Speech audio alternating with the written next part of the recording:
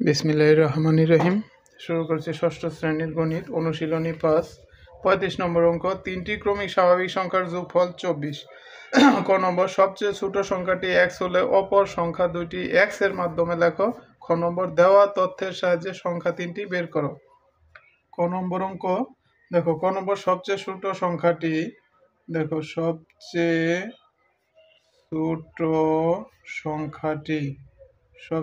ছোট সংখ্যাটি x হলে, এটা দেওয়াই আছে, x হলে অপর সংখ্যা দুইটি, তাহলে অপর দুইটি সংখ্যা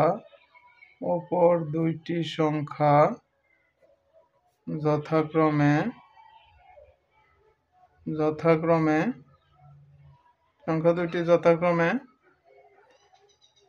একটা হইতেছে কি, x দেওয়া আছে, x হলে অপর সংখ্যা দুইটি x+1, আর একটা হইতেছে x+2, x+1 একটা, x+2 একটা।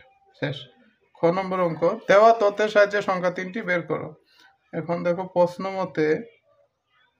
মতে কি আছে? প্রশ্ন মতে তিনটি ক্রমিক স্বাভাবিক সংখ্যার যোগফল, প্রথমটা হইতেছে x প্লাস, দ্বিতীয়টা হইতেছে x+1, তৃতীয়টা হইতেছে x+2,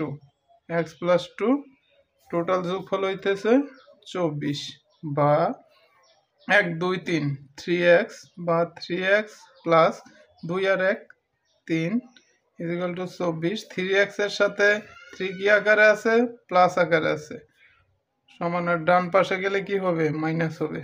বা 3x ইকুয়াল টু 24 থেকে 3 বাদ দিলে 21, বা x এর সাথে 3 কি আকারে আছে? গুণ আকারে আছে। সমানের ডান পাশে গেলে কি হবে? ভাগ হবে। 3 7 21, বা x ইকুয়াল টু 7। সুতরাং সবচেয়ে ছোট